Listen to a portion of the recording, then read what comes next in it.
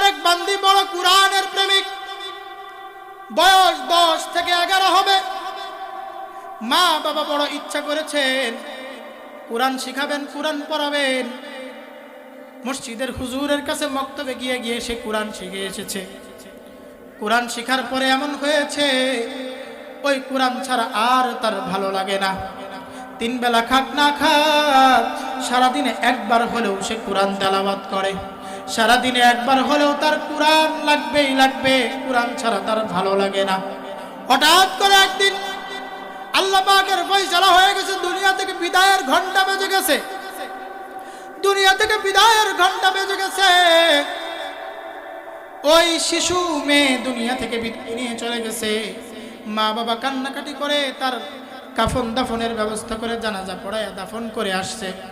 রাত্রেবেলায় যখন ঘুমায় ওই মেয়েটা যে ঘরে থাকতো ওই ঘর থেকে কান্নার আওয়াজ আসে। কান্নার আওয়াজ, কে জানি কান্না করে, কে যেন কান্না করে। রাত্রিবেলায় স্বামী পরিশ্রম করে এসেছে, বেবুরে ঘুমাইতেছে, মায়ের চোখে কোনো ঘুম নাই। মা তো কান্নার আওয়াজ শুনে ভয় পেয়ে গেছে, মনে হয় ঘরের মধ্যে কোনো জিন আছে।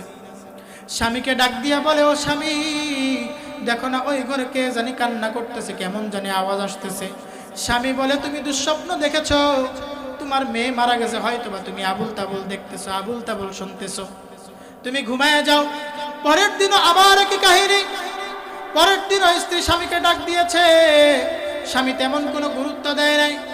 তৃতীয় দিন বলেছে, ওগো প্রাণের স্বামী, আমি যাই দেখি না দেখি আপনিও আমার সাথে একটু জেগে থাকেন, আপনিও আমার সাথে একটু জেগে থাকেন, দেখেন না ওই ঘরে কেউ আছে, মনে হয় কেউ না কেউ আছে।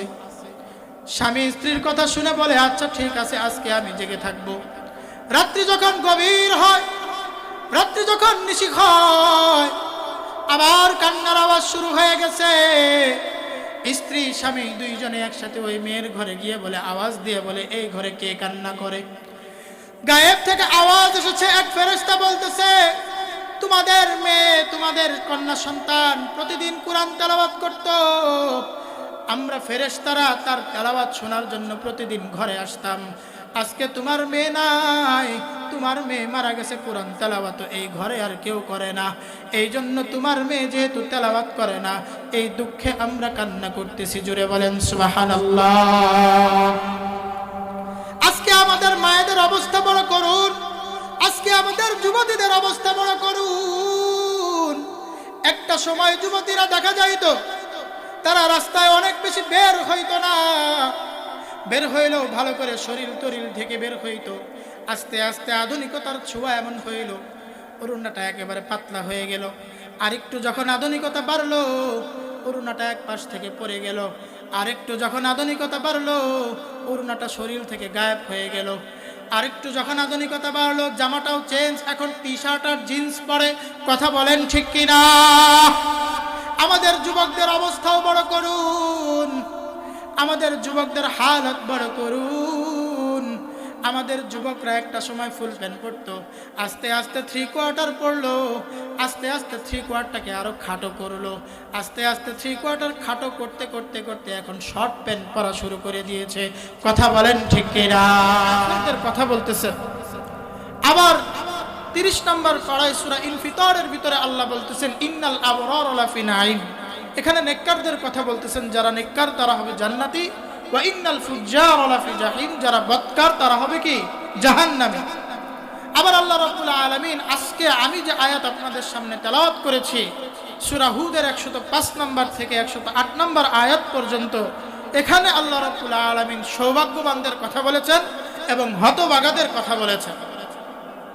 মুআজ্জাজ হাজিরিন, আজকে আমরা জানবো হতভাগা কারা, সৌভাগ্যবান কারা। আল্লাহ রাব্বুল আলামিন কোরআনে কারীমের ভিতরে ইরশাদ করেন, আল্লাহ রাব্বুল আলামিন কোরআনে কারীমের ভিতরে বলেন, আউযু বিল্লাহি মিনাশ শাইতানির রাজীম, কুল নাহবিতু মিনহা জামিআ فإما يأتينكم مني هدى فمن تبع هداي فلا يضل ولا يشقى। আল্লাহ রাব্বুল আলামিন যখন আদম এবং হাওয়া আলাইহিস সালাতু ওয়াস সালাম ও ইবলিসকে সহ জান্নাত থেকে বের করে দিলেন, জান্নাত থেকে বের করে দেওয়ার পর আল্লাহ রাব্বুল আলামিন বলতেছেন, ও আদম এবং হাওয়া, তোমরা ভালো করে শোনো, দুনিয়াতে যাওয়ার পরে তোমাদের যাদের নিকট আমার হেদায়েতের বাণী আসবে, আমার পথ নির্দেশ আসবে, সেই পথ নির্দেশকে, আমার নাজিলকৃত বিধানকে, আমার শরীয়তকে যারা মানবে, তারা কখনো পথভ্রষ্ট হবে না, তারা কখনো হতভাগা হবে না, তারা হবে সফলকাম, তারা হবে সৌভাগ্যবান। আমি আল্লাহ তাদের জন্য জান্নাত লিখে রেখেছি। জুড়ে বলেন সুবহানাল্লাহ। মুআজ্জাজ হাজিরিন, আল্লাহ রাব্বুল আলামিনের আয়াত, যে আয়াত আল্লাহ নাজিল করেছেন, সেই নাজিলকৃত আয়াতের মাধ্যমে আমরা জানলাম সৌভাগ্যবান কারা। জানলাম তো নাকি? আল্লাহ পাকের নাজিলকৃত বিধানকে যারা মানবে, যারা অনুসরণ করবে, তারাই হচ্ছে সৌভাগ্যবান। এখন দুনিয়ার ভিতরে সৌভাগ্যবান চিনার আলামত কি? এক নাম্বার আলামত হইতেছে শুকরিয়া আদায় করা, কৃতজ্ঞতা আদায় করা। সুখে দুঃখে আনন্দে প্রফুল্লে যখন যেভাবেই থাকি না কেন, আমরা শুকরিয়া আদায় করা, আলহামদুলিল্লাহ সহ শুকরিয়ার যত পদ্ধতি রয়েছে, কৃতজ্ঞতা আদায়ের যত পদ্ধতি রয়েছে, আল্লাহ রাব্বুল আলামিনের কাছে নিজেদেরকে পেশ করা। কিন্তু আফসোস লাগে, আজকে আমাদের কৃতজ্ঞতা আদায় দেখে শয়তানেও হাসে। আজকে আমরা আলহামদুলিল্লাহ এমন জায়গায় বলি, শয়তান মনে মনে হাসে আর চিন্তা করে, এদের মাথায় এরকম শুকরিয়া ঢুকাইলো কে? বুঝেন নাই? আর্জেন্টিনা ব্রাজিলের খেলা হয়, আর্জেন্টিনা জিতলে আর্জেন্টিনার সাপোর্টাররা কি বলে? আলহামদুলিল্লাহ আমার দল জিতেছে। কথা বলেন ঠিক কিনা? আবার সুদখোর যখন সুদ খায়, শুকরিয়া আদায় করে, আলহামদুলিল্লাহ টাকাটা সুদ সমেত ফেরত পাইছি, আলহামদুলিল্লাহ। ঘুষখোর যখন ঘুষ খায়, শুকরিয়া আদায় করে, আল্লাহ পাক আজকে কামাইটা ভালোই দিয়েছে। আবার যখন একজন যুবক প্রেম করে এক নারীর পিছনে ঘুরতে থাকে, অ্যাকসেপ্ট করে না, ঘুরতে যেদিন অ্যাকসেপ্ট করে, সেদিন শুকরিয়া আদায় করে, আলহামদুলিল্লাহ অবশেষে প্রেমিকা পাইছি। কথা বলেন ঠিক কিনা? আমাদের সমাজে এরকম লোক আছে না নাই? রাগ করতেছেন কারা কারা? আজকে রাগ করার কথা একটু হবে, কোনো সমস্যা আছে নাকি? কোনো সমস্যা? আওয়াজ দিয়ে বলেন না, আছে নাকি? থাকবেন তো আমার সাথে? দোয়া করে যাবেন না? কে কে হাত তুলেন? বুঝে নাই? দোয়া করে যাবেন না? কে কে দোয়া করে যাবেন? কে কে জোরে বলেন আল্লাহু আকবার। হয় নাই? এই পাশের আল্লাহরা চুপ থাকেন, এই পাশের আল্লাহরা তাকবীর দিবেন, নারায়ে তাকবীর। এবার এই পাশের আল্লাহরা চুপ থাকেন, এই পাশের আল্লাহরা দিবেন, নারায়ে তাকবীর। আপনারা হারিয়ে গেছেন। হ্যাঁ, দুই পাশের আল্লাহরা একসাথে বলেন আল্লাহু আকবার। এইবার কেউ হারে নাই। খুশি? শেষ পর্যন্ত আমরা খুশি তো? এরকম একটা সুন্দর জান্নাতি প্রোগ্রামে আমরা আসতে পেরে খুশি তো? তো যেটা বলতেছিলাম, শুকরিয়া আদায় করার সিস্টেম জানে না। আমরা শুকরিয়া আদায় করি কিভাবে? আমাদের শুকরিয়া আদায় দেখে আজকে শয়তানেও হাসে। শয়তান মনে মনে চিন্তা করে, এরা দেখি আমার চাইতে বড় ইবলিস, আমি তো একবার মাথায় এগুলো ঢুকাই নেই, আমি তো এদের মাথার ভিতরে এগুলো ঢুকাই নেই। এরা পাইলো কই থেকে? এই জায়গায় বিধর্মীরা খেলাধুলা করে, বিধর্মীরা নাচানাচি করে, আর আমি মুসলমান সুন্দর করে তাদের নাচানাচিতে নিজেও লাফাই, ছাগলের 3 নাম্বার বাচ্চার মতো। আর মনে করেন শয়তানের থেকে আরো 100 ধাপ আগায় যায়, শুকরিয়া আদায় করে আলহামদুলিল্লাহ। কথা বলেন ঠিক কিনা? মুআজ্জাজ হাজিরিন, আমরা যে সঠিকভাবে কৃতজ্ঞতা আদায় করতে পারি না, আমরা যে আসলে আল্লাহর প্রকৃত কৃতজ্ঞ বান্দা নই, এই জন্য আল্লাহ রাব্বুল আলামিন 30 নম্বর পারার ভিতরে 100 নম্বর সূরা আদিয়াতের ভিতরে জানায়া দিয়েছেন, ইন্নাল ইনসানা লিরাব্বিহি লাকানুদ, ইন্নাল ইনসানা লিরাব্বিহি লাকানুদ। মানুষ তার রবের প্রতি বড় অকৃতজ্ঞ। মানুষ তার রবের সঠিক মতো শুকরিয়া আদায় করে না, মানুষ তার রবের ঠিক মতো কৃতজ্ঞতা আদায় করে না। আপনারা কোরআন খুলে দেখবেন, তাফসীর খুলে দেখবেন, এই সূরাটা আল্লাহ রাব্বুল আলামিন এই সূরার ভিতরে একটা ঘোড়ার আলোচনা করেছেন। ঘোড়ার বিষয় নিয়ে আল্লাহ আলোচনা করে বুঝিয়েছেন একটা বুবা প্রাণী সামান্য দানা পানি পাওয়ার কারণে তার মুনিবের, তার মালিকের যেভাবে কৃতজ্ঞতা আদায় করে, আল্লাহ রাব্বুল আলামিন আমাদেরকে এত সুন্দর দেহ, এত সুন্দর আকৃতি দান করার পরেও আমরা আল্লাহর যথাযথ কৃতজ্ঞতা আদায় করি না, বরং আমরা আমাদের দেহের মাধ্যমে আরো নাফরমানি বেশি করি। কথা বলেন ঠিক কিনা? ভুল বললাম? আমাদের দেহের মাধ্যমে আমরা নাফরমানি করি। মহিলা প্যান্ডেল আছে, হ্যাঁ, মা বোনদের বিরুদ্ধে গেলে আল্লাহ জানে নালিশ করে কিনা আপনাদেরকে কোন বক্তা ধরে নিয়েছে আজকে। দেহের মাধ্যমে নাফরমানি করনেওয়ালা আমাদের মা বোন আছে না নাই সমাজে? জুড়ে বলেন না, আছে না নাই? আল্লাহ বলছে তোমরা তোমাদের দেহটাকে ঢেকে রাখো পর্দার ভিতরে, কারণ তোমাদের শরীর আমি আল্লাহ বানানোর পরে তোমাদের দেহটাকে আমি স্বর্ণের চাইতেও দামি বানাইছি। স্বর্ণ কি কেউ বাহিরে ছড়ায় ছিটায় রাখে? কথা বলেন, স্বর্ণ কি ছড়ায় ছিটায় রাখে? স্বর্ণ লুকায় রাখে গুপ্তধন, কত যত্নের সাথে আলমারির ভিতরে এমন জায়গায় রাখে যাতে কেউ সেটাকে খুঁজে না পায়। আল্লাহ রাব্বুল আলামিন নারী জাতিকে সেমন দামি বানাইছেন। আল্লাহ নারী জাতিকে দামি বানায় বলে দিয়েছেন, ও আমার নারী বান্দিরা, তোমরা ঘরের ভিতরে থাকো, আমি আল্লাহ তোমাদেরকে দামি বানাইছি। তোমরা দামি জাতি, তোমরা নারী জাতি, তোমরা আমার বান্দাদের দুনিয়াতে আনার কারিগর। তোমরা যদি বেহায়াপনা অশ্লীলতা করো তাহলে আমি আল্লাহ তোমাদেরকে আযাব দিতে পিছপা হব না। কিন্তু যদি তোমরা আমার হুকুম মানো, পর্দার বিধান মানো, তোমাদের দেহটাকে সুন্দর করে ঢেকে রাখো, নাফরমানি যদি না করো, আমি আল্লাহ আমার জাতের কসম করে বলতেছি তোমাদের প্রত্যেককেই আমি জান্নাত দিয়ে দিব। কিন্তু আমাদের নারীরা কি মানে? হ্যাঁ, মানে মেকআপ বক্স দেখলে আর হুঁশ থাকে না। কথা বলেন ঠিক কিনা? মেকআপ বক্স দেখলে আর হুঁশ থাকে না। জামাই গুনাহানে বেড়াইতে যাব, জামাই তো মনে করেন যে একটা প্যান্ট ঢুকাই লাইছে, উপরে একটা গেঞ্জি ডাইলা ফেলাইছে, জামাই রেডি, বউ রেডি হইতে এখনো সময় বাকি। কখনো এই জায়গায় সাদাটা মারে, না ভালো লাগে না, আবার একটু লালটা মারে, আবার ভালো লাগে না, আবার একটু সাদাটা মারে, আবার এই জায়গায় কি আস্কারা মাস্কারা আইল্যান্ড টাইল্যান্ড কত কিছু দেয়।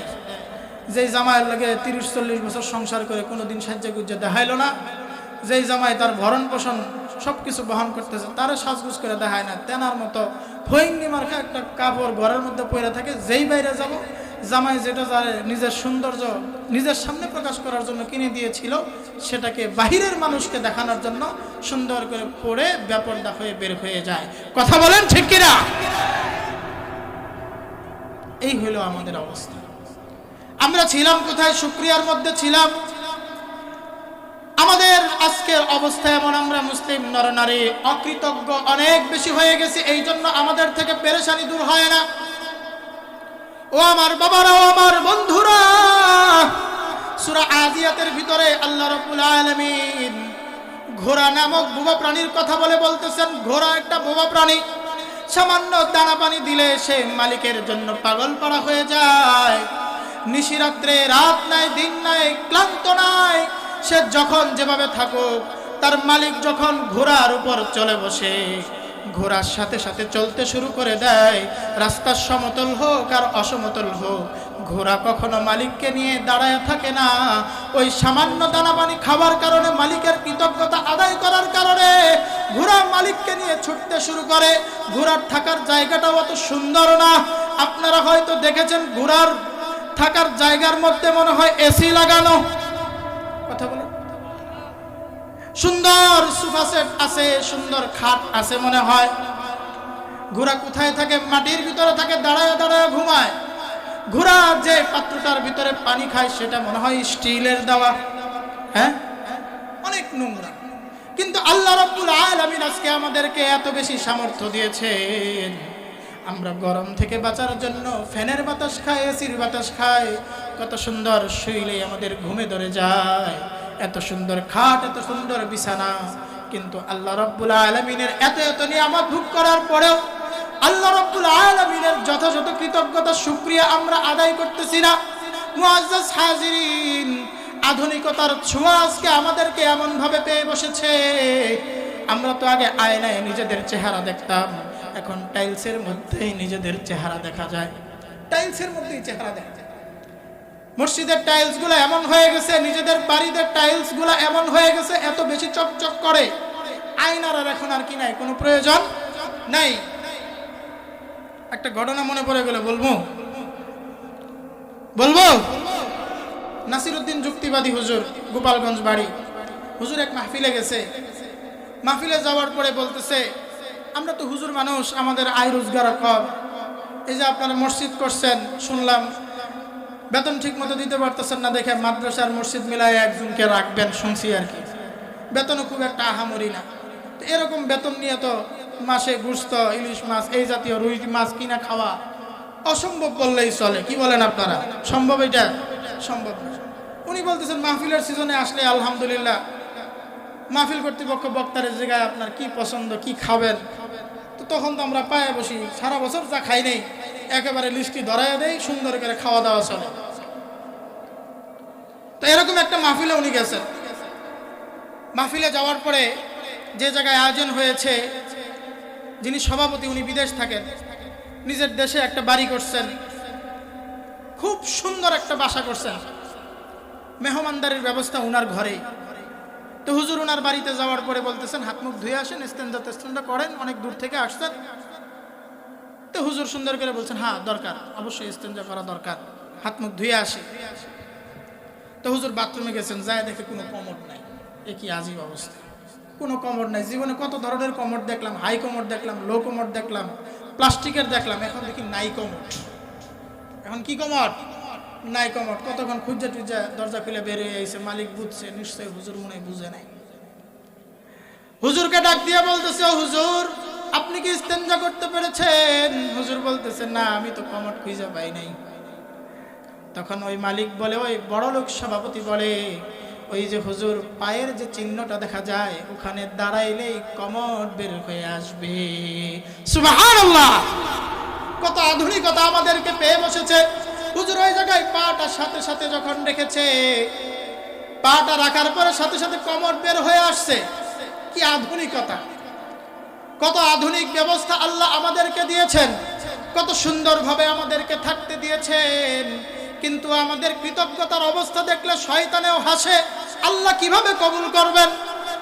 মুআজ্জাজ হাজিরিন, সামান্য একটা কুকুরকে আপনি যখন খাবার দেন, মনে হয় পোলাও দেন নাকি, হ্যাঁ নাকি হাড্ডি দেন, কি দেন বলেন? নিজে যেটা খাইছেন ওইটার চাবানো হাড্ডিটা আমরা দেই, খায়া সেটা তারপরে দেই, মাছের কাটা কুটা দেই, যেটা খাবার পাবো না পচে গেছে সেইটা দেই। সেই পচা খাবার, সেই হাড্ডি খেয়ে একটা কুকুর যিনি খানা দিয়েছেন, তাকে রাত দিন পাহারা দেন। জোরে বলেন সুবহানাল্লাহ। কত কৃতজ্ঞ। আর আমাদের কৃতজ্ঞতা সামান্য এই কুকুরের মতো হয় না। আল্লাহ রাব্বুল আলামিন আমাদেরকে এত সুন্দর করে বানাইছেন, দুটা চোখ দিয়েছেন, দুটা কান দিয়েছেন শোনার জন্য, দুটা চোখ দিয়েছেন দেখার জন্য, নাকটা দিয়েছেন ঘ্রাণ নেওয়ার জন্য, জবানটা দিয়েছেন কথা বলার জন্য, পেটটা দিয়েছেন খাবারটা খাবো রাখবো কোথায়, সুন্দর একটা ব্যবস্থা দিয়েছেন, শুধু রাখার জন্যই দেন নাই, এটাকে আবার হজম করার জন্য সুন্দর একটা কিডনি দিয়েছেন, যে কিডনি দুনিয়ার আজ পর্যন্ত কোনো ডাক্তার বানাতে পারে নাই, যেই কিডনি দুনিয়ার আজ পর্যন্ত কোনো ডাক্তার বানাতে পারে নাই। দুটা পা দিয়েছেন চলার জন্য, আল্লাহর দেওয়া নিয়ামত, আল্লাহর দেওয়া বাতাস, যে বাতাসের কোনো বিল নাই, আল্লাহর দেওয়া সূর্য চাঁদের আলো গ্রহণ করে যেটার কোনো বিল নাই, আল্লাহর দেওয়া শ্বাস প্রশ্বাস যেটা ছাড়া এবং নেওয়ার জন্য কোনো বিল নাই। কথা বলেন ঠিক কিনা? কোনো সময় বিল দিছে? হ্যাঁ, এত সুন্দর নিয়ামত আমরা ভোগ করি, কিন্তু আমাদের কৃতজ্ঞতা আদায়টা সামান্য পশুর মতো হয় না। একটা ঘোড়ার মতো আমরা কৃতজ্ঞতা আদায় করতে পারি না, একটা কুকুরের মতো আমাদের কৃতজ্ঞতা হয় না আদায়। আল্লাহ রাব্বুল আলামিন এরপরও আমাদেরকে রিজিক দিয়ে রেখেছেন, রাত্রিবেলায় ঘুমাই। আল্লাহ পাক যদি চান আজকে তোর নিঃশ্বাসটা বন্ধ হয়ে যাবে, তুই আর চোখ খুলতে পারবি না, কিন্তু আমাদের হয় না, সুন্দর করে ঘুমায় আবার সকালবেলা উঠে যায়। আল্লাহ পাক আমাদের নাফরমানি দেখা সত্ত্বেও 3 বেলা খানা ঠিকই আমাদের সামনে চলে আসে। কথা বলেন ঠিক কিনা? বুখারী শরীফের হাদিস 3168 নম্বর হাদিস। হযরত মূসা আলাইহিস সালাতু ওয়াস সালামের নিকট আল্লাহ রাব্বুল আলামিন আজরাইল আলাইহিস সালাতু ওয়াস সালামকে পাঠাইছেন জানটাকে কবজ করার জন্য। আজরাইল আলাইহিস সালাতু ওয়াস সালামকে পাঠাইছেন, তুমি আমার বন্ধুর জানটাকে কবজ করে নিয়ে আসো। আজরাইল আলাইহিস সালাতু ওয়াস সালাম সাথে সাথে আয়েশা ঘরের ভিতরে ঢুইকা বলতেছেন, ও রূহুল্লাহ, ও কালিমুল্লাহ, তোমার ডাক চলে এসেছে, আপনার হুকুম হয়ে গেছে, আপনাকে চলতে হবে আমার সাথে। মূসা নবী দ্বিতীয় আর কোনো কথা বলার সুযোগ না দিয়ে আজরাইল আলাইহিস সালাতু ওয়াস সালামকে ঠাস করে একটা চর লাগাই দিছে। ঠাস করে একটা কি লাগাই দিছে? চর লাগাই দিছে। আজরাইল আলাইহিস সালাতু ওয়াস সালাম হতভম্ব হয়ে ফেরত চলে গেছেন, মনটা খারাপ। আসলাম, দাঁড়াইলাম, ভালো করে কথা বললাম, কি এমন করলাম, চরটা লাগাই দিল। মূসা আলাইহিস সালাতু ওয়াস সালামকে আল্লাহ ডাইকে পাঠাইছেন। মূসার নিকট খবর এসেছে, আল্লাহ পাক ডাকেন তুর পাহাড়ে চলেন। মূসা নবী রাস্তা দিয়ে, যেই রাস্তা দিয়ে তুর পাহাড়ে যান, সেই রাস্তা দিয়ে তুর পাহাড়ে যাওয়ার জন্য উনি রেডি যাচ্ছেন। যাওয়ার পথে দেখেন একটা হরিণ রাস্তায় দাঁড়িয়ে আছে। রাস্তায় একটা হরিণ দাঁড়িয়ে আছে। হরিণদের স্বভাব হলো মানুষ দেখলে জঙ্গলে দৌড়ে পালানো। কথা বলেন ঠিক কিনা? হরিণের স্বভাব কি? মানুষ দেখলে জঙ্গলের ভিতরে চলে যাবে, এটাই তো স্বভাব। মূসা নবী যত আগায়, হরিণটা আরো শক্তভাবে দাঁড়ায়। মূসা নবী আস্তে আস্তে কাছে চলে যায়। কাছে চলে যাওয়ার পর মূসা নবী যখন তাকে তাড়ানোর জন্য ধমক দেয়, আল্লাহ রাব্বুল আলামিনের কুদরতে ওই হরিণের জবান চালু হয়ে যায়। জোরে বলেন আল্লাহু আকবার। আরো জোরে বলেন আল্লাহু আকবার। মূসা নবী আশ্চর্যান্বিত হয়ে যায়। হরিণ কথা বলতে শুরু করে দিয়েছে। হরিণ ডাক দিয়া বলে, ও কালিমুল্লাহ, ও মূসা, আপনি কোথায় যাইতেছেন? মূসা বলেন, আমি তুর পাহাড়ে যাই। হরিণ তখন বলে, আপনার কাছে আমার একটা জিজ্ঞাসা আছে, এই জিজ্ঞাসার উত্তরটা আপনি আল্লাহর কাছ থেকে নিয়ে আসবেন। হরিণ তখন বলতেছে, মূসা নবী জিজ্ঞাসা করেন কি তোমার সেই প্রশ্ন? হরিণ তখন বলা শুরু করে, অনেকদিন যাবত তো বৃষ্টি হয় না, জঙ্গলের ভিতরে তো যেই সমস্ত নদী নালা খাল বিল পুকুর ছিল সবগুলার পানি শুকায় যাইতেছে, অনেক দিন যাবত আমরা পানির দেখা পাইতেছি না। এভাবেই যদি চলতে থাকে এক সময় আমরা পানি না পেয়ে, পানি না খেয়ে মারা যাব। মূসা নবী বলতেছেন, এই কথা ঠিক আছে, আল্লাহর কাছে জিজ্ঞাসা করব। মূসা নবী তুর পাহাড়ে যাওয়ার পরে আল্লাহর সাথে কথোপকথনের পরে আল্লাহ রাব্বুল আলামিনকে জিজ্ঞাসা করেন, ও মূসা, আল্লাহ রাব্বুল আলামিনকে জিজ্ঞাসা করেন, তোমার সাথে কি কোনো হরিণের দেখা হয়েছে কিনা? মূসা নবী বলেন, হ্যাঁ দেখা হয়েছে। ওই হরিণ আমার কাছে একটা বিষয় জানতে চেয়েছে, যেটার উত্তর আপনার কাছ থেকে নিয়ে আসতে বলেছে। মূসা নবীকে আল্লাহ পাক জিজ্ঞাসা করেন, কি সেই প্রশ্ন? মূসা নবী আল্লাহ রাব্বুল আলামিনের কাছে বলেন, হরিণ প্রশ্ন করেছে আপনি বৃষ্টিটা কবে দিবেন? আল্লাহ বলেন, এই কথা তুমি হরিণকে বলে দাও, আগামী 100 বছরের ভিতরে 1 ফোঁটাও বৃষ্টি হবে না। আগামী 100 বছরের ভিতরে 1 ফোঁটাও বৃষ্টি হবে না। খুশির সংবাদ না দুঃসংবাদ? দুঃসংবাদ। মূসা আলাইহিস সালাতু ওয়াস সালাম বড় পেরেশান, কি উত্তর দিবে হরিণকে। মূসা নবী চিন্তা করতে করতে যেই রাস্তা দিয়ে যাচ্ছিলেন রাস্তা চেঞ্জ করেছেন, রাস্তা পরিবর্তন করে অন্য রাস্তা দিয়ে যাচ্ছেন, আর চিন্তা করতেছেন হরিণ যেন আমার সামনে না আসে, হরিণ যেন আমার সামনে না আসে, আসলে কি উত্তর দিব। মূসা নবী চিন্তা করতে করতে করতে আগাইতেছেন। আল্লাহর কি কুদরত, ওই রাস্তায় হরিণটা দাঁড়ানো। ওই রাস্তায় কি হরিণ? একটা প্রবাদ বাক্য আছে না, যেখানে বাঘের ভয় সেখানেই কি হয়? রাত হয়। হরিণ জিজ্ঞাসা করতেছে, মূসা উত্তর কি শুনেছেন? মূসা নবী বলতেছেন, উত্তর শুনে তোমার কোনো লাভ নাই, উত্তর শুনে তোমার কোনো ফায়দা নাই, উত্তরটা খুবই আনন্দদায়ক নয়, উত্তরটা খুব সুখকর নয়। হরিণ বলে, তুমি বলো। আল্লাহ পাক যেটাই বলেছেন আপনি বলেন, আপনার পক্ষ থেকে আপনি বলেন আল্লাহ কি বলেছেন সেটা বলেন। মূসা নবীকে অনেক পীড়াপিড়ি করার পরে মূসা নবী বলতেছেন আগামী 100 বছরের ভিতরে বৃষ্টি হবে না। হরিণ এটা শোনা মাত্রই আলহামদুলিল্লাহ বলে বসেছে। মূসা নবীর মেজাজ আরো খারাপ হয়ে গিয়েছে। 100 বছর পরে বৃষ্টি হবে, এটা কোনো আনন্দদায়ক সংবাদ নয়। আমি শুনেই খুশি হতে পারি নাই। সামান্য হরিণ এই সংবাদ শুনে আলহামদুলিল্লাহ বলল কেন? সাথে সাথে হরিণের কানটা ধরে মূসা নবী বলতেছেন আলহামদুলিল্লাহ বললি কেন? এটার উত্তর দিয়ে তারপরে তুই যাবি। আলহামদুলিল্লাহ বললি কেন? এটার উত্তর দিয়ে তারপরে তুই জঙ্গলে যাবি। হরিণ তখন বলতেছে ভালো করে শুনেন, আল্লাহ রাব্বুল আলামিন মহব্বত, ভালোবাসা, রহমত, দয়াকে 100টা ভাগ করেছেন। 100 ভাগের 1 ভাগ দুনিয়ার 18 কোটি মাখলুকের মধ্যে বিতরণ করেছেন। এমন হয় নাই যে 1 ভাগ কোনো মানুষের ভিতরে একেবারেই দিয়ে দিয়েছেন, এমন হয় নাই। ওই একটা ভাগকে আল্লাহ রাব্বুল আলামিন 18 কোটি মাখলুকের ভিতরে একটু একটু কিঞ্চিত কিঞ্চিত করে ভাগ করে দিয়েছেন। ওই একটা অংশ আপনার মধ্যেও আছে বিধায় আপনি 100 বছর পরে বৃষ্টি নাজিল হবে শুনে খুশি হতে পারেন নাই, বরং আপনি ব্যথিত হয়েছেন। আপনার ভিতরে মায়া থাকার কারণে, আমাদের প্রতি দয়া থাকার কারণে আপনি ব্যথিত হয়েছেন। আপনি যদি সামান্য দয়া থাকার কারণে ব্যথিত হন যে আল্লাহ রাব্বুল আলামিন নিজের কাছে 99টা রহমত রেখে দিয়েছেন, যে আল্লাহ রাব্বুল আলামিন 99টা মায়া মমতা নিজের কাছে রেখে দিয়েছেন, ওই আল্লাহ পাক যদি বৃষ্টির ফয়সালা আগামী 100 বছর পরেও করে আমার কোনো টেনশন নাই। আল্লাহ পাক যদি ফয়সালা করেন পানি ছাড়া আমরা বাঁচবো, তাহলে পানি ছাড়াই তিনি আমাদেরকে বাঁচায়া রাখবেন। জোরে বলেন সুবহানাল্লাহ। বুঝছেন? মূসা নবী বড় পেরেশান। সামান্য একটা বুবা প্রাণী যে জিনিসটা বুঝলাম আমি বুঝলাম না। মূসা নবী আরো ব্যথিত মন নিয়ে ঘরের ভিতরে আসতেছেন, ঘরে ফিরতেছেন। উঠানের ভিতরে পা রাখতে না রাখতেই পূর্ব দিকের আকাশ মেঘাচ্ছন্ন হয়ে গেছে।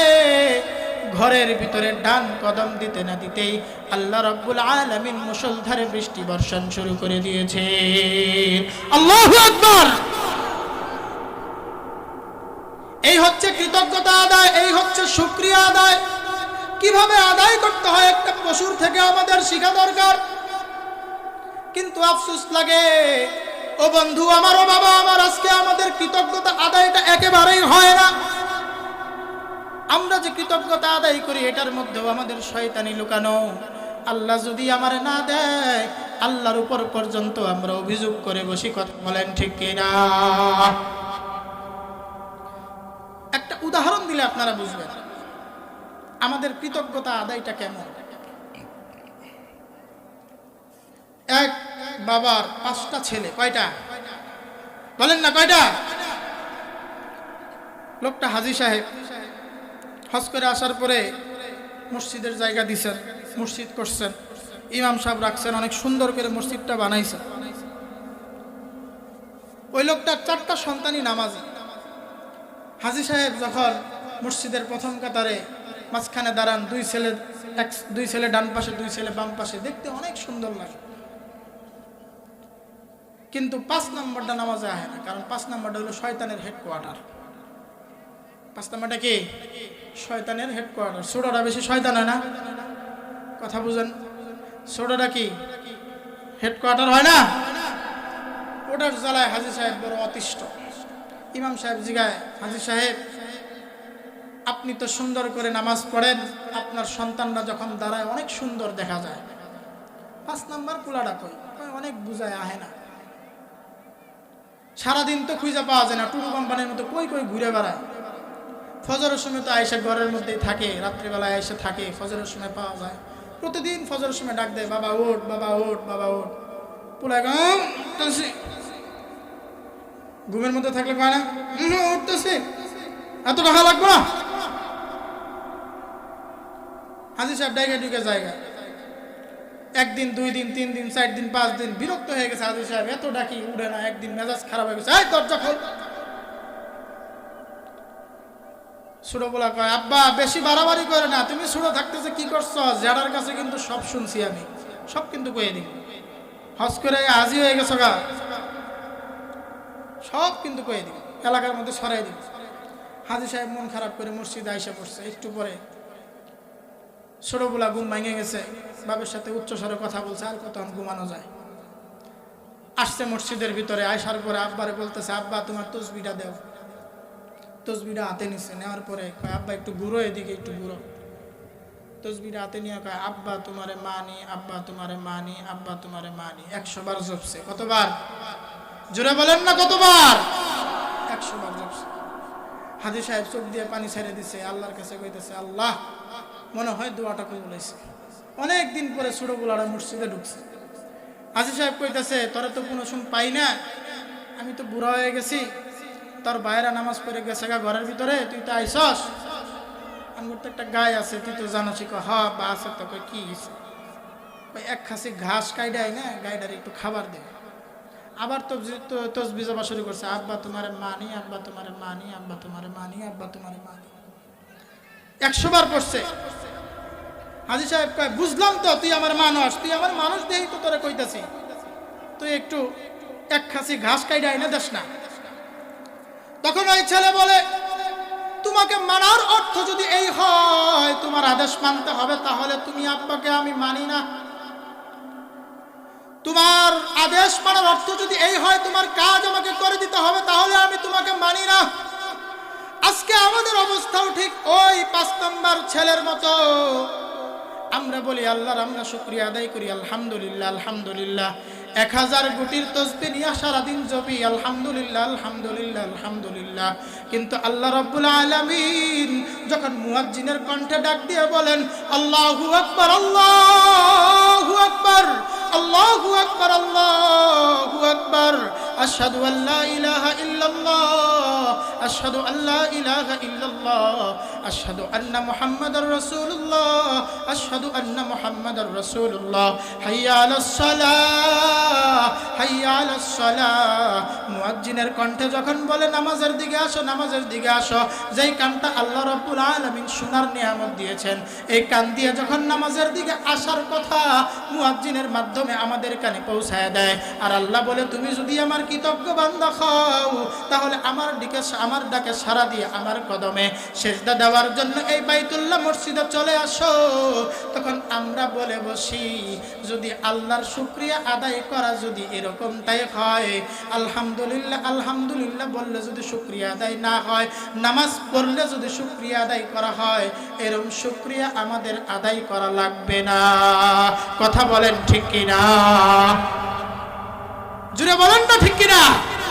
এরকম আছে না নাই? আছে।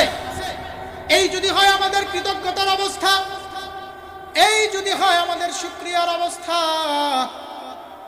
তাহলে ভালো করে মনে রাখেন, আল্লাহ কুরআনে কারিমে জানায় দিয়েছেন, লা ইন শাকারতুম লা আযীদান্নাকুম ওয়া লা ইন কাফারতুম ইন্না আযাবি লাশাদীদ।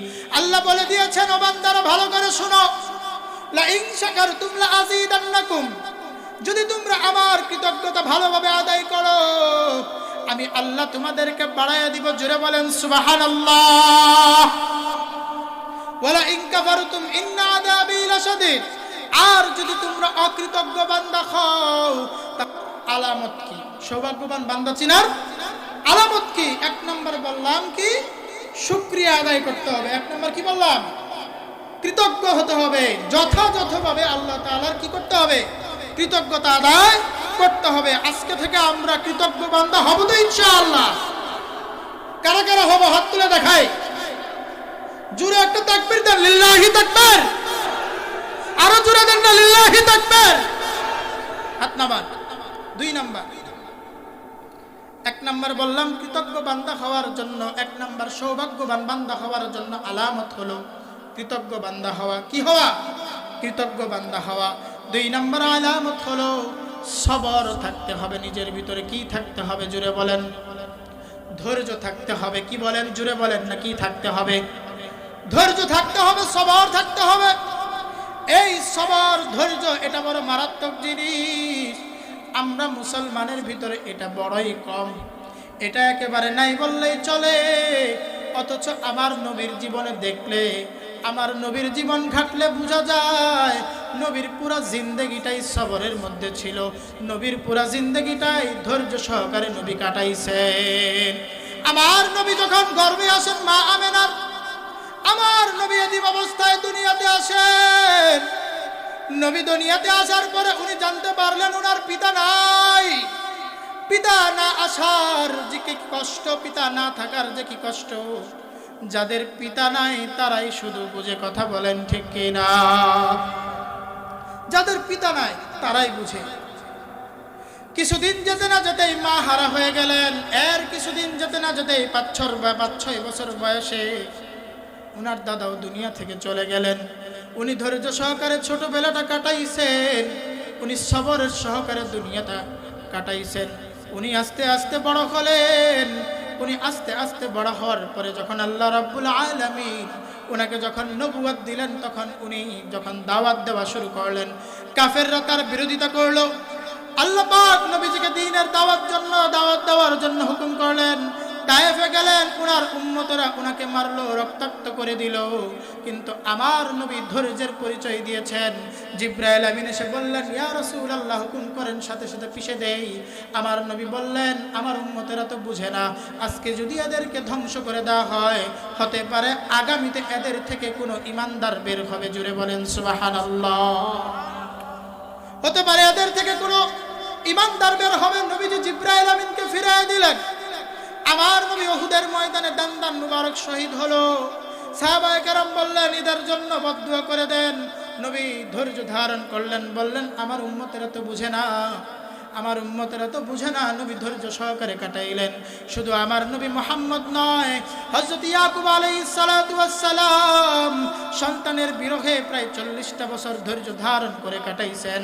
হযরত ইয়াকুব আলাইহিস সালাতু ওয়াস সালাম ইউসুফ আলাইহিস সালাতু ওয়াস সালামের বিরহে কাটাইছেন, সবর করেছেন। আল্লাহ তার ধৈর্য ধারণটাকে এত বেশি পছন্দ করেছেন, কোরআনের ভিতরে জানায় দিয়েছেন, ফাসাবরুন জামিল। কত সুন্দর তার ধৈর্যটা ছিল। হযরত সুলাইমান আলাইহিস সালাতু ওয়াস সালাম ধৈর্য ধারণ করেছেন। হযরত ইব্রাহিম আলাইহিস সালাতু ওয়াস সালাম 100 বছর পর্যন্ত ধৈর্য ধারণ করেছেন একটা সন্তান লাভের জন্য। আর আমরা আল্লাহর কাছে দোয়া করলে পাগল হয়ে যাই, আল্লাহ এখনো দেয় না কেন, এখনো দেয় না কেন, হই কিনা? পাগল হয়ে যায় কিনা? আল্লাহ এখনো আমাদেরকে দেয় না কেন, দেয় না কেন? হযরত ইব্রাহিম আলাইহিস সালাতু ওয়াস সালাম 100 বছর পরে সন্তান লাভ করেছেন। অত দূরে যাবার দরকার নাই। আমাদের মায়েদেরকে দেখেন, আমাদের বাবাদেরকে দেখেন, কত কষ্ট করে আমাদেরকে লালন পালন করেছেন। আমাদের মায়েদেরকে দেখেন, যখন সন্তান গর্ভে আসে সবাই তো বড় আনন্দিত হয়ে যায়, সবাই বড় খুশি হয়ে যায়, মাও বড় খুশি হয়ে যায়। আমার গর্ভে সন্তান চলে এসেছে, কিন্তু সন্তানটা আসার পরে তার জন্য কষ্ট শুরু হয়ে যায়। এক একদিন কোনো সময় ভালো করে ঘুমাইতে পারে না, সন্তানের নাড়াচাড়ার কারণে। সন্তান যেদিন থেকে গর্ভে এসেছে একটা মাও কোনোদিন আরামে ঘুমাইতে পারে নাই। এদিক হইলে ঘুমাইলে এই পাশে লাথি দেয়, ওই পাশ হয়ে ঘুমাইলে এই পাশে লাথি দেয়। মাঝে মাঝে এমন হয়, স্বামী বেভরে ঘুমাচ্ছে, মা ব্যথার চোটে আস্তে করে নিরিবিলি উঠে জানালার গ্রিল ধরে চোখের পানি নীরবে ফেলতেছে। স্বামী হঠাৎ করে তার বিছানার যেই সাইডে স্ত্রী ঘুমায়, হাতটা দেওয়ার পরে যখন দেখে স্ত্রী নাই, উঠার পরে ঘুম ভেঙে যায়। সাথে সাথে ঘুম ভেঙে যাওয়ার পরে দেখে স্ত্রী জানালার গ্রিল ধরে দাঁড়িয়ে আছে। স্বামী যখন গিয়ে বলে, ওগো স্ত্রী, তুমি এখানে দাঁড়ায় আছো কেন? স্ত্রী মুখে হাসি টেনে বলে, তোমার সন্তান তো জেগে আছে। সুবহানাল্লাহ। মায়েরা কত ধৈর্য ধারণ করে। কোন সময় তো এমন হয় পেটের ভিতরে আমি আপনি এত জোরে লাথি দেই, কলিজার ভিতরে লাগে, কলিজায় আঘাত লাগে, এরপরেও মায়ের চেতনার ভিতরে, মায়ের চিন্তা চেতনার ভিতরে কোনো সময় এমন আসে না এই সন্তানটা আমাকে এত কষ্ট দিচ্ছে, আমি একে নষ্ট করে ফেলি। বরং মা আরো বেশি খুশি হয়। সন্তানের প্রতিটি নড়াচড়া করার কারণে আমাদের মায়েরা বড় খুশি হয়। অত্যন্ত কষ্ট করে লালন পালন করে, অত্যন্ত কষ্ট করে গর্ভধারণ করে। খাইতে ভালো লাগে না তাও কোনো বদদুয়া নাই, শুইতে ভালো লাগে না তাও কোনো বদদুয়া নাই, এক জায়গায় বেশিক্ষণ বসে থাকতে পারে না তাও বদদুয়া নাই। সন্তান যখন ভূমিষ্ঠ হয় কত কষ্ট হয়। কোন মা তো সন্তান ভূমিষ্ঠ করতে মারা যায়, কোন মা দুনিয়ার সব শক্তি নিয়ে সন্তানকে ভূমিষ্ঠ করে। এত কষ্ট, এত কষ্ট ডাক্তার বিদ্যায় এসেছে, মানুষ যেই পরিমাণ কষ্ট সহ্য করে তার চাইতে 99 গুণ বেশি একটা মা সন্তান প্রসব করার সময় কষ্ট ভোগ করে। সুবহানাল্লাহ।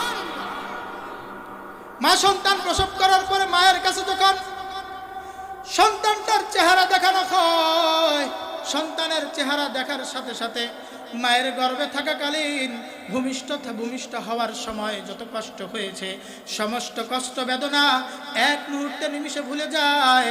সন্তান দুনিয়াতে চলে আসার পরে মায়ের আরেক সংগ্রাম চালু হয়ে যায়, মায়ের আরেক সংগ্রাম চালু হয়ে যায়। এখন তো আরো বেশি ঘুমাইতে পারে না, একটু পরে পরেই সন্তান কেঁদে ওঠে। মায়ের বুকের দুধ সন্তানকে খাওয়ার জন্য মা বেকুল হয়ে থাকে। রাত্রিবেলায় সন্তান প্রস্রাব পায়খানা করে দেয়, মা কোনো সময় বদদুয়া দেয় না। শীতের রাতের ভিতরে প্রস্রাব করে একাকার করে ফেলে। এমনকি কখনো দেখেছেন কোন সন্তান রাগের চোটে বিছানা থেকে, তার কোনো মাকে কি দেখেছেন রাগের চোটে সন্তানকে বিছানা থেকে লাথি দিয়ে ফেলে দিয়েছে? আপনাদের এলাকায় হয়েছে এরকম?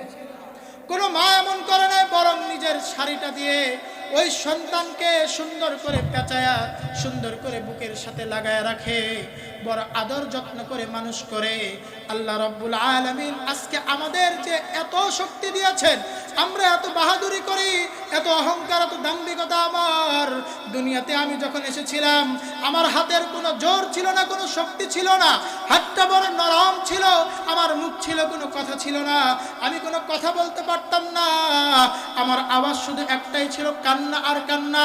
ওই কান্নার ভিতরে এত বেশি মায়া আর এত বেশি মমতা ছিল।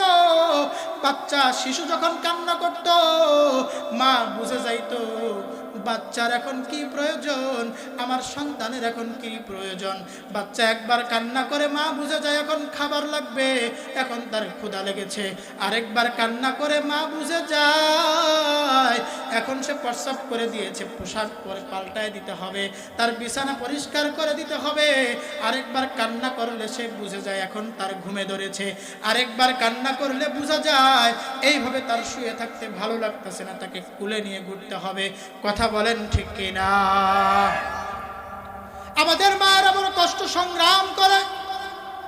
আল্লাহ রাব্বুল আলামিন নারী জাতির ভিতরে এত বেশি ধৈর্য দিয়েছেন, সকালবেলা উঠে সবার পরে বিছানায় যায় ঘুমাইতে, সারাদিন এত বেশি পরিশ্রম করে, এত বেশি করে যেই নারীটা ছোট থাকতে বিবাহের আগে তাকে দেখার জন্য শত শত মানুষ ছিল, তার কান্নাটাকে থামানোর জন্য মা ছিল, বাবা ছিল, ভাই ছিল, ভাতিজা ছিল, তার কান্নাটাকে থামানোর জন্য তার খালা ছিল, খালু ছিল, তার ফুফা ছিল, ফুফু ছিল, মামা ছিল, চাচা ছিল। বিয়ের পর ওই নারীটাই এত দায়িত্ববান হয়ে যায়, এত ধৈর্যশীল হয়ে যায়, সবার কান্না থামানোর জন্য সে একাই চেষ্টা করে, সবার মনটাকে সে খুশি রাখার জন্য একাই চেষ্টা করে। সারাদিন রান্না করার পরে, আগুনের চুলায় থাকার পরে, গরম ভাব সহ্য করার পরে যখন খাবারটা স্বামীর সামনে দেয়, স্বামী বেচারা যখন লবণটা একটু কম হয় তরকারিটা ছুঁড়ে ফেলে দেয়, মায়ের ওই স্ত্রীর মনের ভিতরে কতটা খারাপ লাগে। এরপরেও চুপ করে দাঁড়ায় থাকে, কোনো কথা বলে না। সন্তানের আবদারও ওই মায়ের কাছে হয়, সন্তানের আবদারও ওই মহিলার কাছে হয়, সবার আবদার ওই নারীর কাছে হয়। সন্তানের সব কিছু ওই মায়ের দেখতে হয়। ওই নারী যদি তার এই সবরের সাথে আল্লাহর বিধান ঠিক মতো লালন পালন করে, আল্লাহ রাব্বুল আলামিন ওই নারীর জন্য জান্নাতের ফয়সালা করেছে। সুবহানাল্লাহ। কিন্তু আফসোস লাগে আমাদের নারীরা আজকে আল্লাহ রাব্বুল আলামিনের এই নিয়ামতগুলো ভুলে দুনিয়ার চাকচিক্যের পিছনে পড়ে।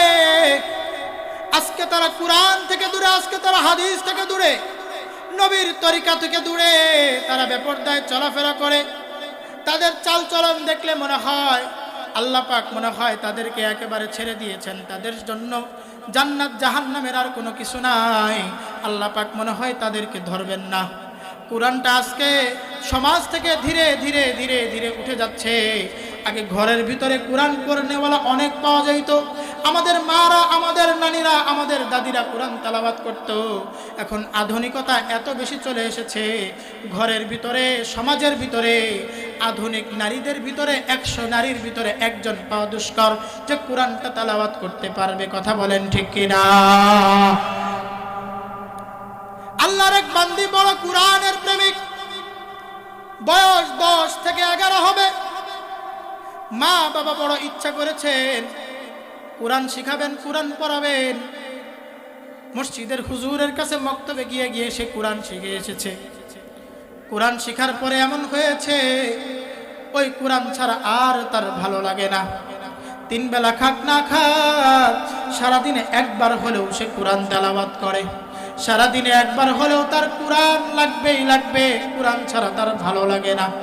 হঠাৎ করে একদিন আল্লাহ পাকের ফয়সালা হয়ে গেছে, দুনিয়া থেকে বিদায়ের ঘন্টা বেজে গেছে। দুনিয়া থেকে বিদায়ের ঘন্টা বেজে গেছে। ওই শিশু মেয়ে দুনিয়া থেকে বিদায় নিয়ে চলে গেছে। মা বাবা কান্নাকাটি করে তার কাফন দাফনের ব্যবস্থা করে জানাজা পড়ায় দাফন করে আসছে। রাত্রেবেলায় যখন ঘুমায়, ওই মেয়েটা যে ঘরে থাকতো ওই ঘর থেকে কান্নার আওয়াজ আসে। কান্নার আওয়াজ, কে জানি কান্না করে, কে যেন কান্না করে। রাত্রিবেলায় স্বামী পরিশ্রম করে এসেছে, বেবুরে ঘুমাইতেছে, মায়ের চোখে কোনো ঘুম নাই। মা তো কান্নার আওয়াজ শুনে ভয় পেয়ে গেছে, মনে হয় ঘরের মধ্যে কোনো জিন আছে। স্বামীকে ডাক দিয়া বলে, ও স্বামী, দেখো না ওই ঘরে কে জানি কান্না করতেছে, কেমন জানি আওয়াজ আসতেছে। স্বামী বলে, তুমি দুঃস্বপ্ন দেখেছো, তোমার মেয়ে মারা গেছে, হয়তো বা তুমি আবুল তাবুল দেখতেছো, আবুল তাবুল শুনতেছো, তুমি ঘুমায় যাও।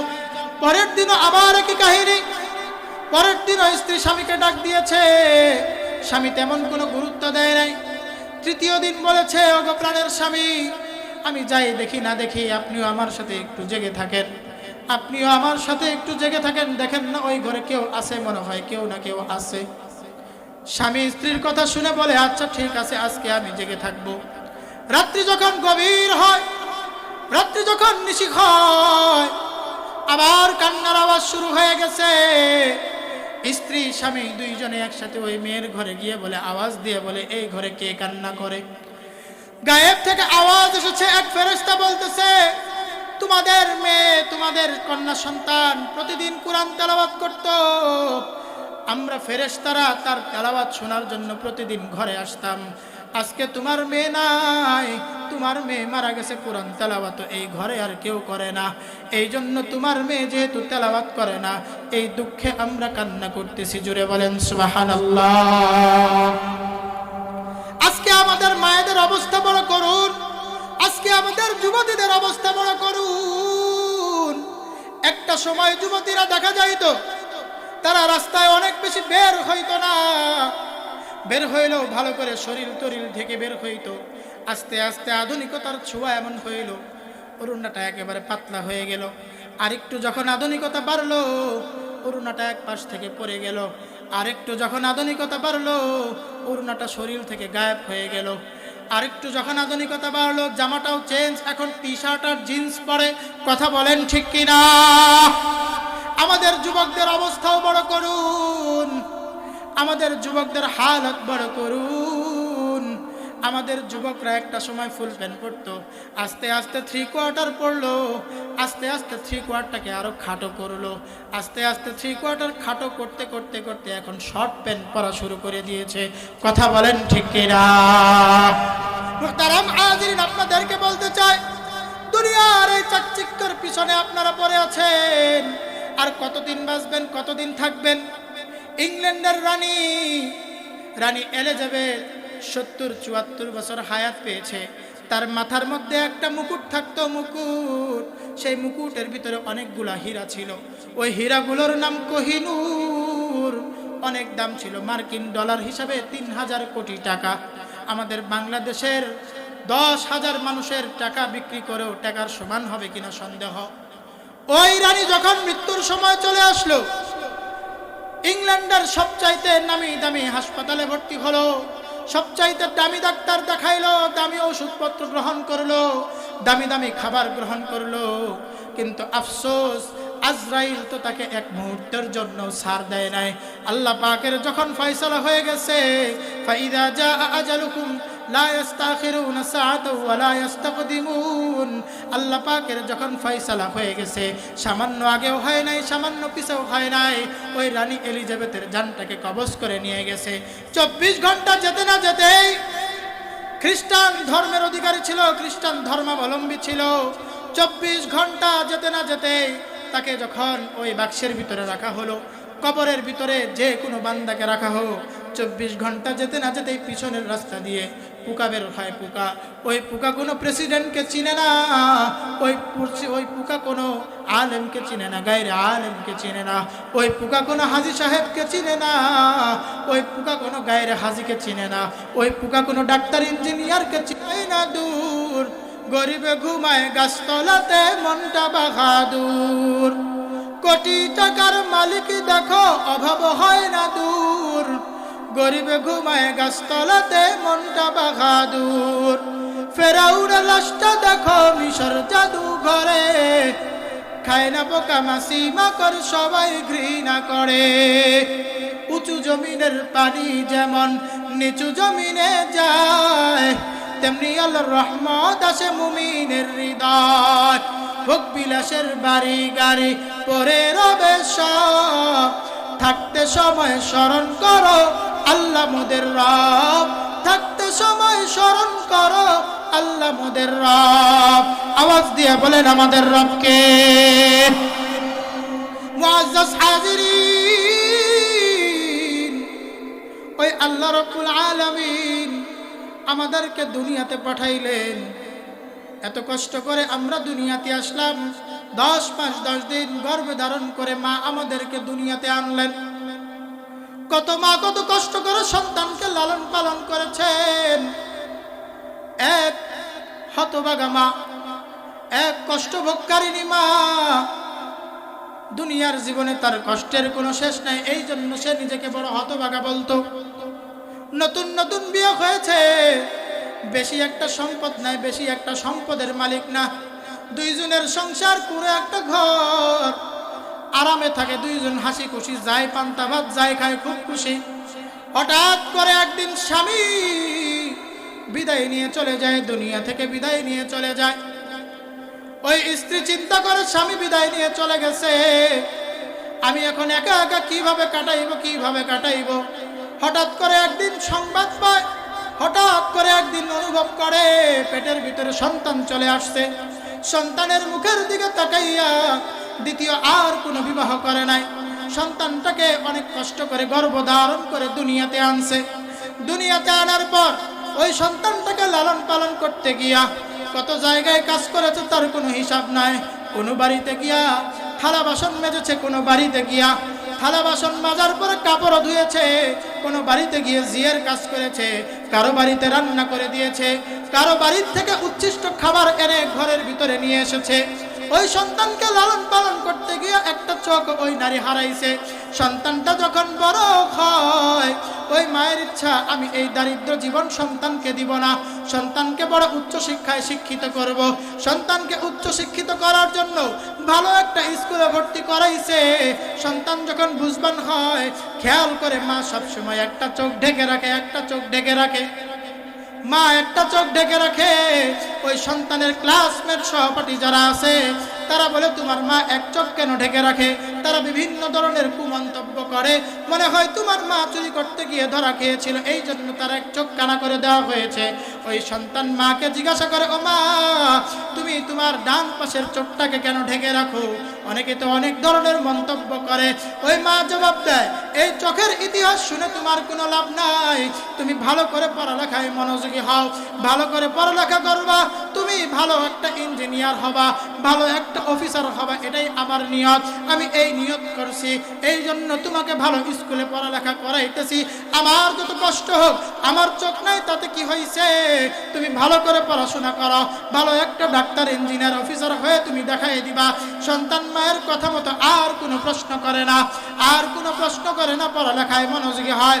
আস্তে আস্তে আস্তে আস্তে ওই সন্তান বিভিন্ন ধরনের পড়ালেখা করার পরে ডিগ্রি অর্জন করার পরে এক পর্যায়ে গিয়ে সে সরকারি চাকরির জন্য আবেদন করে। আল্লাহ রাব্বুল আলামিন মায়ের দোয়া কবুল করে ওই সন্তানকে বড় অফিসার বানায় দেন। সন্তান বড় অফিসার হয়ে যাওয়ার পরে নিয়ত করে, আমি তো উচ্চ শিক্ষিত হয়েছি, আমার একটা উচ্চ শিক্ষিত বউ দরকার। সন্তান নিজে নিজে পছন্দ করে, বিয়েও ঠিক করে ফেলে। মাকে আয়েশা বলে, ও মা, আমি তো পাত্রী দেখেছি, আমার পছন্দ হয়েছে। মা সন্তানের কথা শুনে বড় খুশি হয়ে যায়। তুমি তোমার পছন্দই আমার পছন্দ, তুমি যেখানে পছন্দ করেছো সেটাই খুশি। মায়ের কথা মতো সন্তান বিবাহ করে ফেলে। ওই মা সন্তানের কথার উপর কোনো প্রশ্ন করে নাই। কিন্তু নতুন বিবি, আল্ট্রা মডার্ন বিবি, আধুনিক বিবি, বিয়ের পরে বাসর ঘরে শর্ত দিয়েছে, আমি তোমার সাথে ওই কুড়ে ঘরে আর থাকবো না, তোমাকে নতুন একটা ফ্ল্যাট ক্রয় করতে হবে, ওই ফ্ল্যাটের ভিতরে আমি আর তুমি থাকবো, তোমার ওই অন্ধ মা আমাদের সাথে থাকবে না। স্ত্রীর কথা মতো ওই সন্তান মায়ের কাছে গিয়া বলে, ও মা, আমার স্ত্রী আমাকে তো আলাদা থাকতে বলেছে, তুমি কি বলো? সন্তান হাসি মুখে কষ্টটা মনের ভিতরে চাপা দিয়ে বলে, ঠিক আছে, তুমি যাও বাবা, তুমি খুশিতে থাকলে আমি মা খুশি, তুমি আনন্দ থাকলে আমি মা আনন্দিত। মা চোখের পানি আঁচলের নিচে লুকায় সন্তানকে সুন্দর করে বিদায় দিয়ে চলে যায়। সন্তানকে শুধু বলে, মাঝে মাঝে আমি তোমার সাথে একটু দেখা করতে আসবো। ওদিক দিয়া ওই স্ত্রী শর্ত দিয়ে এসেছিল, তুমি কোথায় থাকো তোমার মাও যেন কখনো টের না পায়, দরকার পড়লে তুমি মাঝে মাঝে গিয়ে দেখা করে আসবা, কিন্তু আমাদের এই ফ্ল্যাটে তোমার অন্ধ মা যেন কখনো না আসে। কত নিষ্ঠুর হলে সন্তান স্ত্রীর কথা মতো চলে, কত নিষ্ঠুর হলে সন্তান স্ত্রীর কথা মতো চলে। মাঝে মাঝে ওই সন্তান মাকে দেখে আসে, কিন্তু কখনো নিজের বাড়িতে নিয়ে যায় না। একটা নাতিন হয়েছে শুনছে, নাতিনের মুখটাও কখনো দেখে নাই, নাতিনের মুখটা কখনো দেখে নাই। নানির মনে, দাদির মনে বড় বেকুল, নাতির মুখটা একটু দেখবো।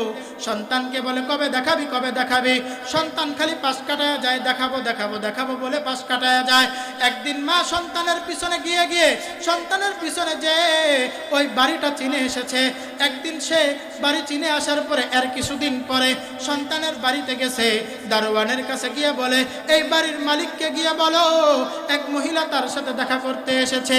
সন্তানের কাছে ওই দারোয়ান গিয়ে বলে, আপনার সাথে এক মহিলা দেখা করতে এসেছে, আপনার সাথে দেখা করতে চায়। ওই সন্তান বারান্দা থেকে তাকায় দেখে তার অন্ধ মা এসেছে, দুঃখিনী মা এসেছে। সন্তান দারোয়ানকে বলে দেয়, মনে মনে চিন্তা করে স্ত্রী দেখলে তো বড় রাগ করবে।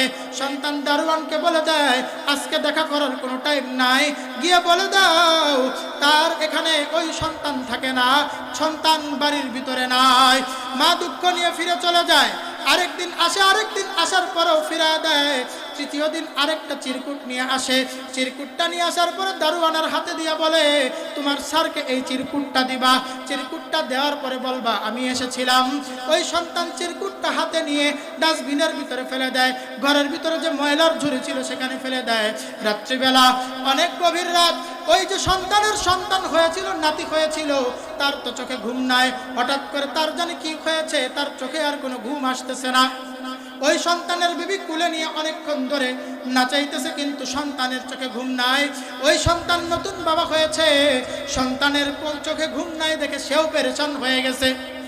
সন্তান কেন ঘুমাচ্ছে না, সেও কুলো নিয়ে অনেক জায়গায় নাড়াচাড়া করতেছে, কিন্তু কোনোভাবেই নিজের সন্তানটাকে ঘুম পাড়াইতে পারতেছে না। সন্তানের মনে হঠাৎ করে উদয় হয়, আমার মাও তো অনেক সময় এমন করে আমাকেও নাড়াচাড়া করাইছেন, আমার তো অনেক সময় ঘুম আসে নাই, আমারও তো অনেক সময় অসুবিধা লেগেছে, আমার মাও আমাকে নিয়ে এরকম নাড়াচাড়া করাইছেন, ঘুম পাড়ানোর জন্য অনেক চেষ্টা করেছেন, সারা রাত জেগে থেকেছেন। ওই মায়ের কথা মনে হয়ে যায়। হঠাৎ করে মনে পড়ে যায় মা একটা চিঠি দিয়েছিল। ওই ময়লার ঝুড়ি থেকে চিঠিটা খুলে চিঠিটা নিয়ে হাতে নিয়ে দেখে ওই মা লিখে দিয়েছে, তুমি আমার চোখটা অন্ধ হওয়ার কারণে আমাকে তো অবহেলা করতা, তুমি আমার মার চোখটা অন্ধ হওয়ার কারণে অনেক বেশি অবহেলা করতে। আজকে শুনো, আমি তোমাকে বলে যা, হয়তো আমি আর বেশিক্ষণ বাঁচবো না, তোমার চেহারাটা আমি একটু দেখতে চেয়েছিলাম শেষবার, এই জন্য এসেছিলাম, আজকেও তোমার দেখা পায় নাই। আজকে চিঠির ভিতরে লিখে গেলাম আমি কেন অন্ধ হয়েছিলাম। ভালো করে শুনো, চিঠির ভিতরে লেখা আছে। ও বাবারা ভালো করে শুনেন, ও যুবক ভাইয়েরা ভালো করে শুনেন। ওই চিঠির ভিতরে লেখা, তুমি যখন ছোট ছিলা, খাটের ভিতরে তোমাকে শুয়াইয়া আমি রান্নাঘরে রান্না করতেছিলাম, হঠাৎ করে তুমি তুমি গড়ানে দিয়া বিছানা থেকে পড়ে ইটের সাথে আঘাত লেগে তুমি ইটের সাথে তুমি বাড়ি খাও, বাড়ি খাওয়ার কারণে চোখের ভিতরে আঘাত লাগে, তোমার চোখের ভিতরে আঘাত লাগে, ডাক্তারের কাছে যায়, ডাক্তারের কাছে যাওয়ার পরে ডাক্তার বলে আপনার সন্তানের এই চোখটা আর ভালো হবে না। আমি মা হয়ে সহ্য করতে পারি নাই, আমি মা হয়ে সহ্য করতে পারি নাই, আমি মা জীবিত থাকতে আমার সন্তান অন্ধ হয়ে থাকবে, এটা আমি মা হয়ে সহ্য করতে পারি নাই। আমি সাথে সাথে বলি ও ডাক্তার, আমার সন্তান চোখ ফিরাই দিতে কি করা লাগবে, আমার সন্তান দুনিয়া দেখবে এর জন্য কি করা লাগবে? ডাক্তার সাথে সাথে বলে আরেকটা যদি চোখ স্থাপন করা হয় আপনার সন্তান দেখতে পারবে। আমি মা সাথে সাথে রাজি হয়ে গেছি এবং ডাক্তারকে বলছি কাউকে যেন আপনি না বলেন, আমার চোখটা দিয়ে তুমি আজকে দেখতেছো বাবা, তোমার ওই চোখ একটা চোখ আমার দেওয়া চোখ। সন্তান এটা পরে হাউ মাউ করে কান্না শুরু করে দেয়। রাত্রে 3টা বেলায় দৌড়ে আসে, আসার পরে ওই কুড়ে ঘরে আইসা দেখে মা উকুর হয়ে আসে, গুঙ্গাইতেছে, কেমন যেন মৃত্যুবরণ করবে করবে ভাব।